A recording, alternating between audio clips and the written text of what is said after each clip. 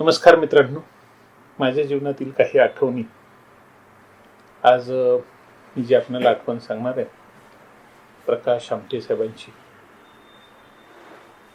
मित्रांनो, प्रकाश आमटे साहेबांना मी ओळखतच होतो आणि प्रकाश आमटे साहेबांबद्दल माझ्या मनात फार आदर आहे. त्यांनी समाजसुधारक म्हणून जे काही कार्य केलं किंवा वडिलांकडून एक वारसा हक्काने त्यांना जे काही जबाबदारी पडली ती त्यांनी समर्थपणे पार पाडलीच. बाबासाहेब आमटेंसारखा समाजसुधारक ही फार मोठी गोष्ट. अजूनही वेळ गेलेली नाही. माझी अशी इच्छा आहे की बाबासाहेब आमटेंना भारतरत्न मिळावं, दिले जावं. त्यांची अपेक्षा नसेल, त्यांच्या मुलांची पण अपेक्षा नाही. कधी बोलले असं मला कधी वाटलंही नाही, कधी ऐकलेलं नाही.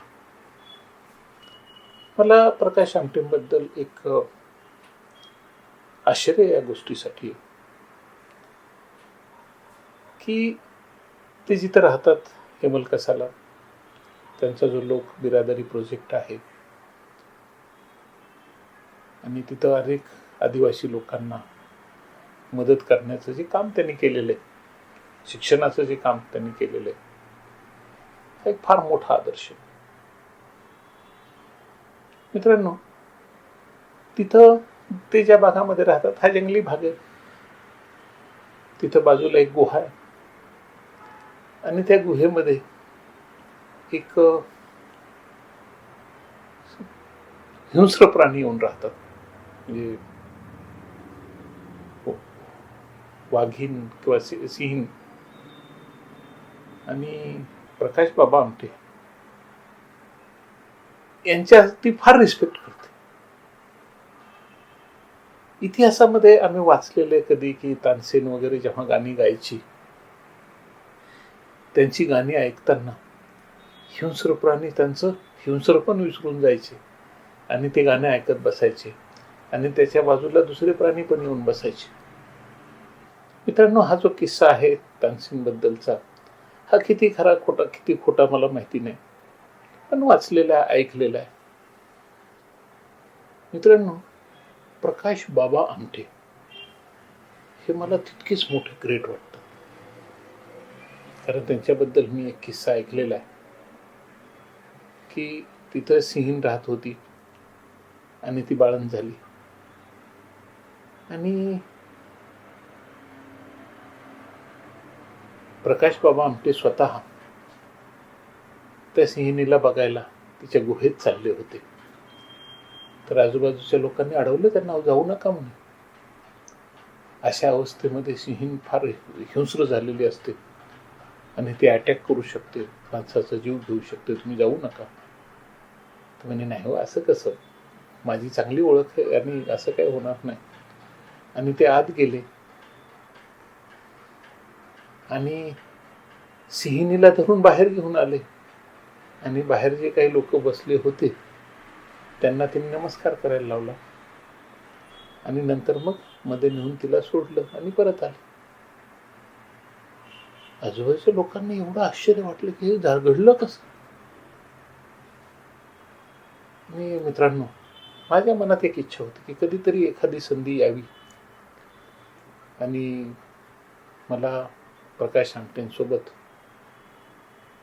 थोडंसं बोलण्याची संधी मिळावी. मित्रांनो, माझी संधी पूर्ण झाली. माझी वेळ, मला एक दिवस मी पेपरमध्ये कुठंतरी वाचलं की मुंबईमध्ये विक्रोळीतल्या एका शाळेमध्ये प्रकाश आमटे येणार आहेत आणि त्यांचा कार्यक्रम आहे आणि बऱ्याचशा लोकही येणार आहेत. आता मला तर काही बोलवलेलं नव्हतं, मला हे माहिती नव्हतं, पण ते ज्या शाळेचं नाव होतं त्या शाळेला मी फोन केला आणि त्यांना सांगितलं, तुमच्याकडं आज असा असा कार्यक्रम होणार आहे आणि तुमच्या ह्या कार्यक्रमाला प्रकाश आमटे येणार आहेत. तर माझी अशी इच्छा होती की मला पण हा कार्यक्रम अटेंड करायचा आहे, मी येऊ का.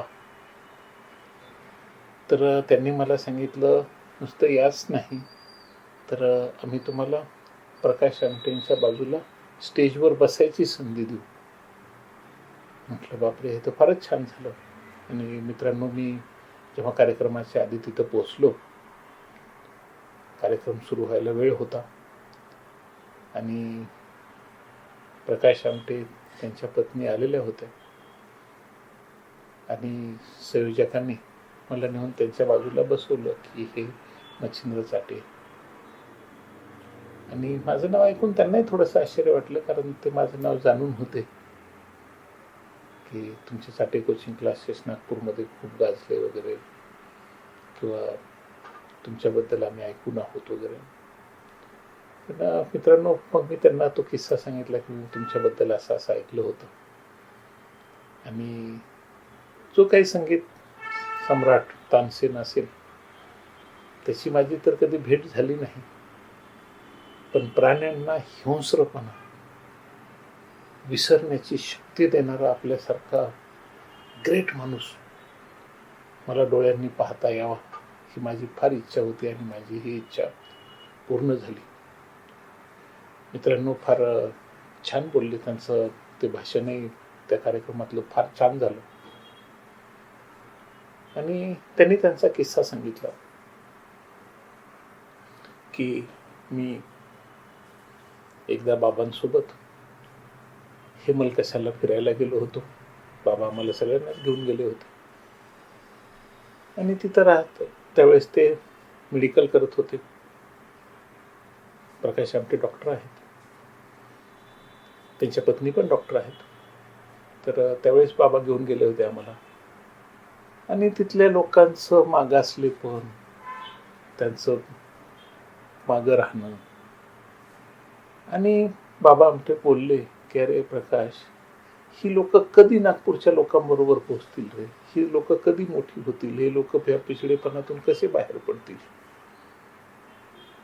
आणि बाबांची ही तळमळ ऐकून प्रकाश आमटे बोलले की बाबा, मी माझं आयुष्य या लोकांची प्रगती करण्यासाठी घालवी. आणि मी माझं शिक्षण पूर्ण झालं की मी आणि माझी पत्नी आमचं इथंच येऊन या लोकांमध्ये राहू आणि त्यांच्या जीवनामध्ये सुधारणा करण्याचा प्रयत्न करू. मित्रांनो, एवढी हृदयस्पर्शी कथा त्यांनी सांगितली. बाबा आमटे ग्रेट, आणि बाबा आमटे इतकंच त्यांची दोन्ही पुत्र पण ग्रेट. मित्रांनो, आयुष्यामध्ये संधी असताना, बुद्धिमत्ता असताना, समोर पैसा कमवून सुखवस्तू जीवन जगण्याच्या संधी असताना, आदिवासी भागामध्ये जाऊन त्या लोकांमध्ये राहणं, त्यांचं मागासलेपण दूर करण्यासाठी प्रयत्न करणं आणि त्यांच्यासाठी काही प्रयोग करणं, शिक्षणाच्या संधी उपलब्ध करून देणं. त्यांनी तिथल्या एका आदिवासी मुलाला, की एका आदिवासी महिलेवर जेव्हा बलात्कार झाला तर तिच्या 10 वर्षाच्या मुलांनी त्या पोलिसांना गोळ्या घालून मारलं.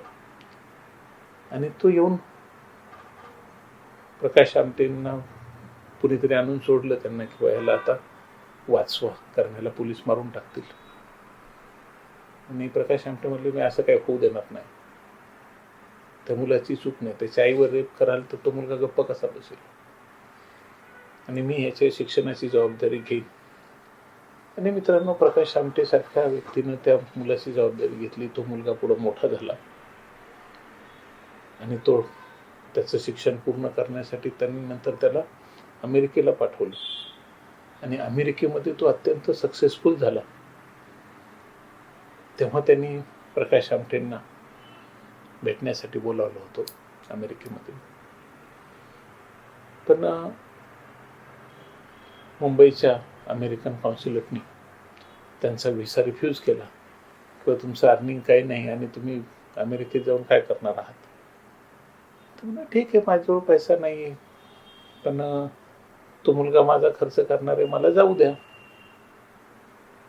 नाही म्हणणं, असं करता येणार नाही.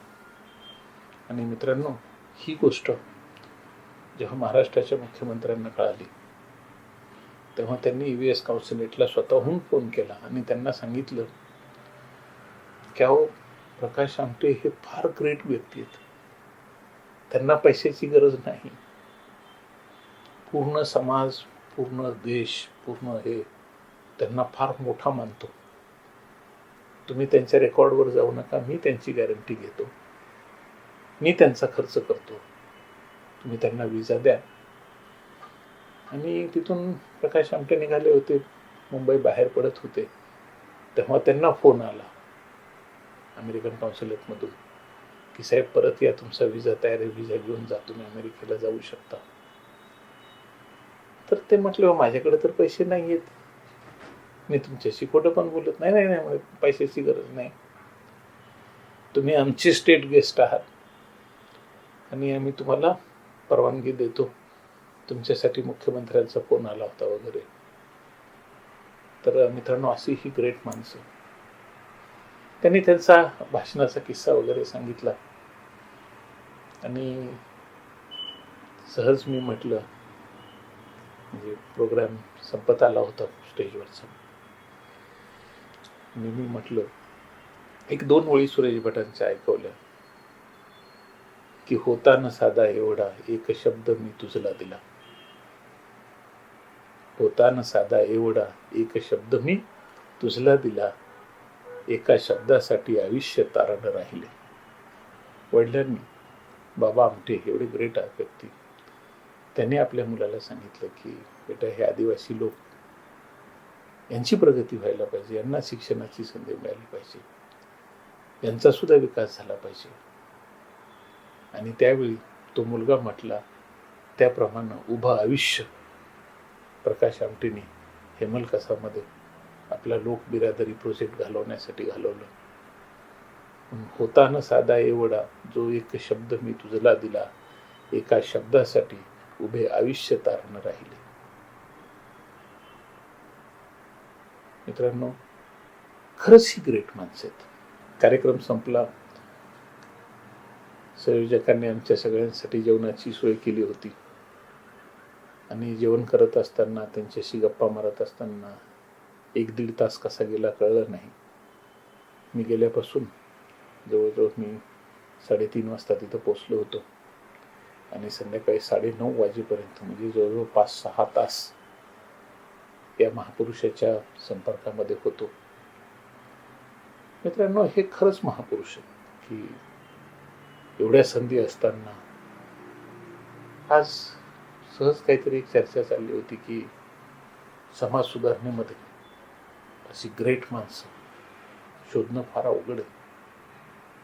आणि मित्रांनो, यांचा आदर्श हा फार मोठा आहे, त्यांचं कार्य फार मोठं आहे. यांच्या कार्याची दखल संपूर्ण जगानं घेतलेली की ही माणसं खरंच मोठी आहेत. बाबा आमटे आहेत, प्रकाश आमटे आहेत, त्यांचे दुसरे पुत्र आहेत, हे सगळे फार ग्रेट माणसं.